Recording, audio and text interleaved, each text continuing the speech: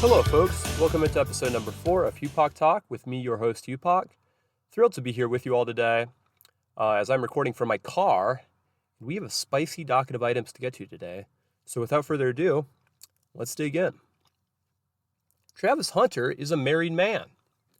Yesterday, he tied the knot with his fiancée, Liana de la Fuente, in a lavish ceremony in Chattanooga. Why you would want to get married in Chattanooga is beyond me, but I'm sure he had his reasons. This is from Yahoo Sports, according to De La Fuente, she said in a YouTube stream last year that the couple met over Instagram, with Hunter sending her a direct message. She said she initially didn't respond as, quote, he wasn't my type, end quote. Presumably, she had then some time to do some research on what the type of upstanding man he was, though, because eventually she sent a message back 2 months later. The pair became friends and texted for another 2 months before they started dating. Quote, finally, I had to go to a friend's birthday dinner and I didn't want to go by myself, so he was like, oh, I'll go with you. He went with me, and then we were in love. And that's a magical experience right there. If that's not romance, I don't know what is. Joining the lovely couple in Cancun soon enough will be the New York Knicks, who, after conceding a pretty insane comeback in Game 1 against Indiana, fell in slightly less dramatic but still close fashion in Game 2 at the Garden. They now find themselves in a 2-0 series hole as the series heads back to Gainbridge Fieldhouse with Game 3 tonight in Indy. Out west, the Minnesota Timberwolves recovered from their own 2-0 hole, handing the Thunder a 42-point drubbing, courtesy of, I think, 30 points from Anthony Edwards.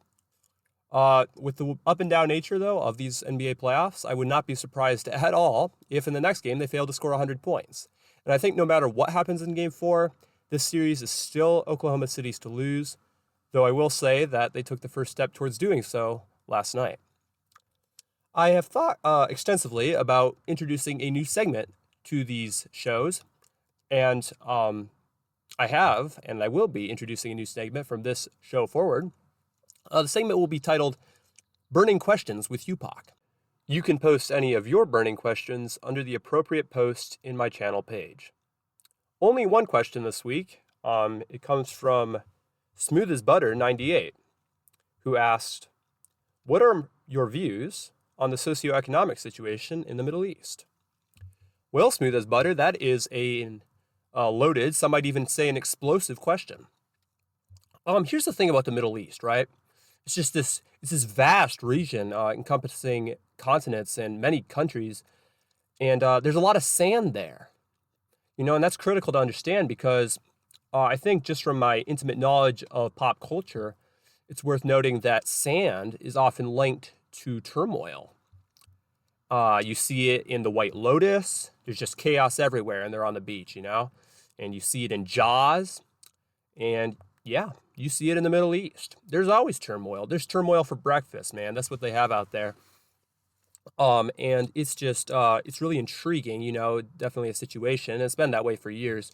But in some countries, in the Arabian Peninsula, for instance, like, Saudi Arabia or Qatar or the UAE, you have a number of fabulously wealthy individuals who have profited off the oil deposits in the Arabian Peninsula.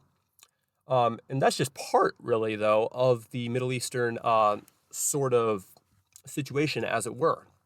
Of course, these countries have scads of human rights violations. We don't need to get into all that, as I'm a bit squeamish on that myself. But it is worth noting that there are serious human rights violations there. Of course, you switch over, though, to other countries like Iraq or even, Syria or Yemen. And there's turmoil there too, right? There's turmoil everywhere.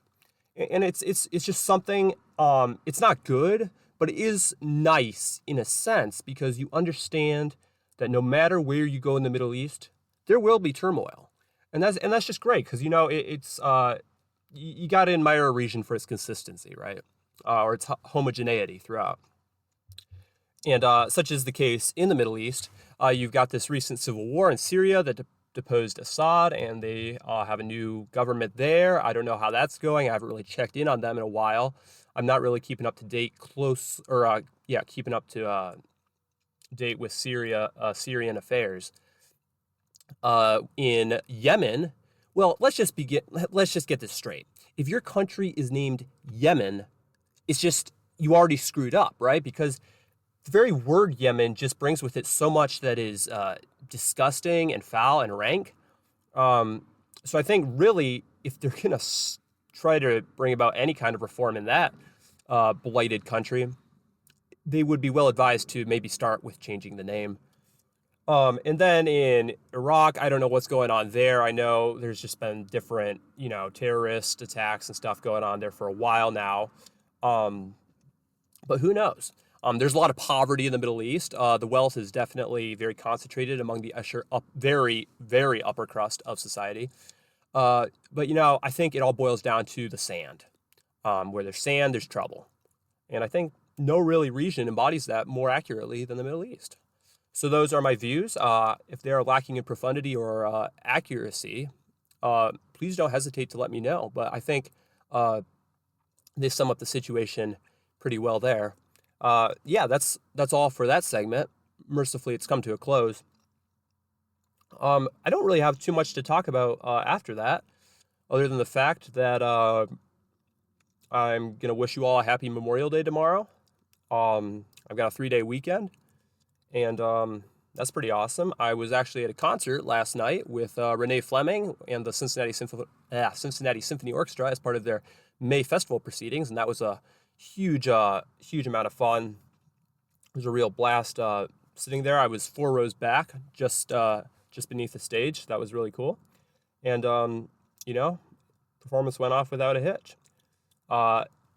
Unlike this episode. So without further ado, I'm going to wrap things up right here. And I hope that you all like, comment, and subscribe to increase my engagement and potentially my views. And that's all I've got. So until I see you next time, have a good one.